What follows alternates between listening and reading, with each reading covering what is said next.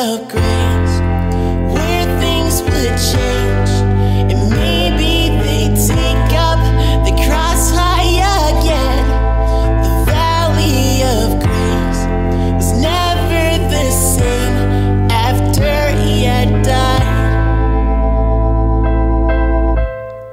The love that refines.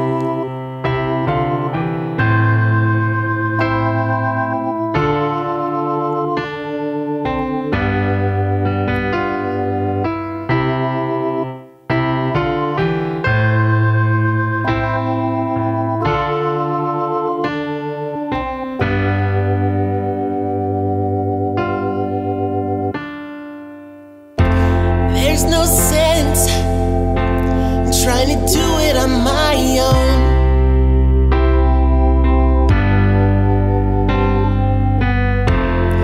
He gave more than I could have known. Welcome to Valley of Graces, Healing Our Brokenness. And tonight we are celebrating episode number 15, the sin of complaining. We complain when we have to work. We complain when we don't have enough work. We complain when it's too hot. Then we complain when it's too cold. We complain when we have too many choices of what to cook for dinner. We complain when we hardly have any food in the refrigerator. We complain when we don't have anyone calling us. Then we complain when our phones are blowing up. Complaining is sin. It carries with it several friends: anger, negativity, disobedience, and discontentment. Truth number one: when we complain about provision, we are complaining against God, Jehovah Jireh, our provider himself. Exodus 16, 2-3 says, "In the desert, the whole community grumbled against Moses and Aaron. The Israelites said to them, 'If only we had died by the Lord's hand in Egypt. There we sat around pots of meat and ate all the food we wanted. But you brought us out here into this desert to starve this entire assembly to death.'" Moses was so sick of the Israelites complaining that he went to God to see what it was that he should do. In Exodus 16, 4-8, we're given an idea of the conversation that went on between Moses and God. Then the Lord said to Moses, "I will rain down bread from heaven for you. The people are to go out each day and gather enough for that day. In this way, I will test them and see whether they will follow my instructions. On the sixth day, they are to prepare what they bring in, and that is to be twice as much as they gather on the other days." So Moses and Aaron said to all of the Israelites, "In the evening, you will know that it was the Lord who brought you out of Egypt. And in the morning, you will see the glory of the Lord, because he has heard your grumbling against him. Who are we that we should grumble against us?" Moses also said, "You will know that it was the Lord when he gives you meat to eat in the evening and all the bread that you want in the morning, because he has heard your grumbling against him." Who are we? You're not grumbling against us, but against the Lord. Fed up is what you can detect that was going on at this point in Moses' head. I am fed up. Notice twice he said, "Who are we?" You're not grumbling against us. He made it clear to the Israelites that they were grumbling against the Lord.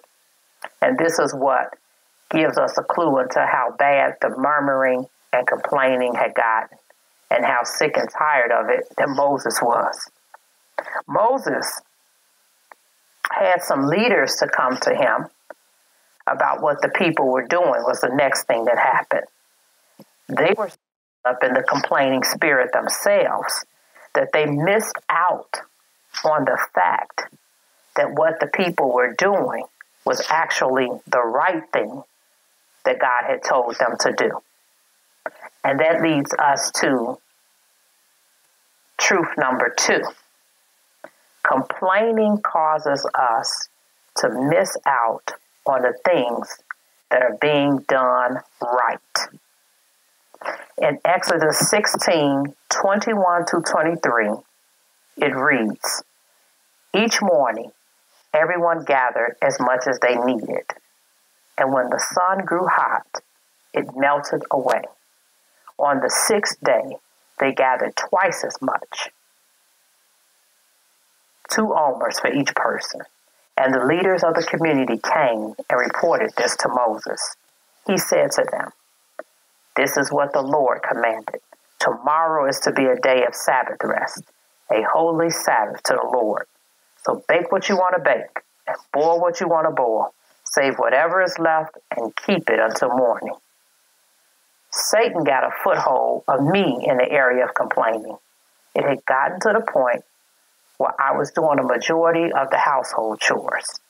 I was overwhelmed with trauma and everything else that I had going on at the time. Instead of going to God with my pain, I got caught up in the spirit of complaining. I hopped on a train, letting my thoughts go from one thing to the next as more and more negativity filled my spirit. And this was in regards to everything that wasn't done in the house. And that's what happens with complaining. You think of one thing, and then you say, oh, yeah, and then this. Oh, yes, and then that's not done. And I just kept going on and on and on.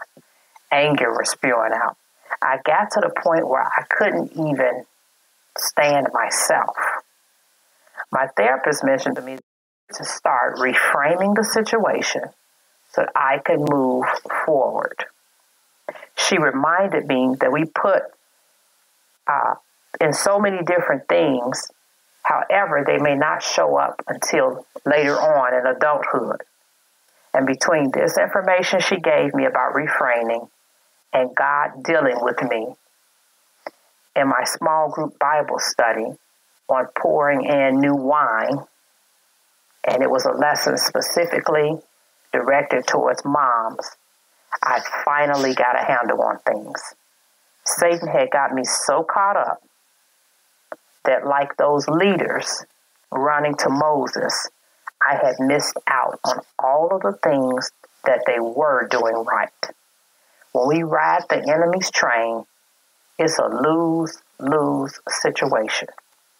When we ride God's train, he helps us to sort the mess out. That is when we come to him first. The next truth when it comes to complaining would be truth number 3. The spirit of complaining causes flat-out disobedience. What happens at this point is that we end up doing what we want to do. We know better than God. God gives commands to us, and we just figure we're just going to do what we want to do anyway. In Exodus 16:24-28, he gave commands for them not to collect on the Sabbath day, but the Israelites collected anyway. So they saved it until morning, as Moses commanded, and it did not stink or get maggots in it. Eat it today, Moses said, because today is a Sabbath to the Lord. You'll not find any of it on the ground today. 6 days you're to gather it, but on the 7th day, the Sabbath, there will not be any. Nevertheless, some of the people went out on the Sabbath day to gather it, but they found none. Then the Lord said to Moses, "How long will you refuse to keep my commands and my instructions?" Truth number 4 when it comes to complaining. Complaining mixed with trauma causes you to be delusional. The Israelites, like myself, had experienced years of abuse. When you are in an abusive situation, there are mean and sweet cycles. When you experience trauma and you're later triggered, you realize that the 5 senses get separated and over-exaggerated from the events that actually happened. The good feels really good because you don't look at the entire situation in the context that it was happening. The Israelites ate good as part of the sweet cycle of abuse. Pharaoh needed them to be strong so they could work really hard as part of slavery. Delusions came in when they thought that eating as part of their bondage in slavery was better than freedom because of their struggles in the wilderness. And this is oftentimes what happens to us when we are in the wilderness. We start to prefer bondage over freedom because of the difficulties.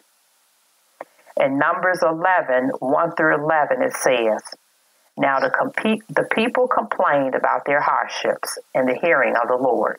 And when he heard them, his anger was aroused. Then fire from the Lord burnt among them and consumed some of the outskirts of the camp. When the people cried out to Moses, he prayed to the Lord, and the fire died down. So that place was called Taberah, because fire from the Lord had burnt among them. The rabble with them began to crave other food, and again the Israelites started wailing and said, 'If only we had meat to eat. We remember the fish we ate in Egypt at no cost, the cucumbers, melons, leeks, onions, and garlic. But now we've lost our appetite. We never see anything but this manna.'" They got sick of the manna plan. Now let's look at the next two effects of complaining. Truth number 5. Complaining infects the leaders by wearing them down, infusing them with the spirit of anger and impulsivity. God gave Moses explicit directions to speak to the rock so that it would bring forth water for the congregation and their beasts. Instead of speaking to the rock, Moses spoke to the people. In Numbers, the 20th chapter and 10th verse, it says, "He and Aaron gathered the assembly together in front of the rock, and Moses said to them, 'Listen, you rebels, must we bring you water out of this rock?'" I bet this was a shocker to God's ears along with the people's. And it brings us to truth number 6 about complaining. Complaining causes us to use the very tools that God has given us as resources for our calling as a tool for release of our frustrations. In Numbers 20, 11 through 12, it says, "Then Moses raised his arm and struck the rock twice with his staff. Water gushed out, and the community and their livestock drank. But the Lord said to Moses and Aaron, 'Because you did not trust me enough to honor me as holy in the sight of the Israelites, you will not bring this community into the land I give them.'" God never instructed Moses to use his staff to hit the rock for the water. He wanted him only to use his voice so that the power of God would be seen among the people. What a price to pay. So now the bottom line here is that how do we get out of the cycle of complaining? What is our cure? The first thing we need to do is to be honest about what it is that we're doing. To admit, to confess that complaining is a sin. So we need to confess the sin of complaining to God. The second thing that we're to do is to ask God to cleanse our hearts. "Create in me a clean heart, O God, and renew a right spirit within me." The next thing that we want to do is to ask God to help us to figure out how to reframe the situation. And a lot of times the issues with complaining, whether they're chores at home or things not getting done in the house or things not getting done at work or things not getting done at church, or whatever it is, 9 times out of 10, it's according to how we feel that we're doing all the work. And what happens is, if we're looking at it in terms of, from the verse in Colossians where it says, do everything as unto the Lord and not unto men. If we're doing it as we're working unto the Lord, the sin of complaining will also lessen. The next tip would be making a note of everything that we are grateful for in regards to that situation and that person. And lastly, we are to be praying for deliverance from it, having our small groups to pray for us for deliverance from this, as well as the individual's inner circle.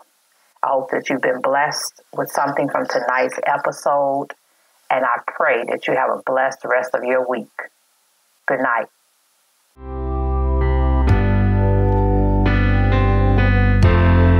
You turn those valleys into places to learn, instead of burn and perish away.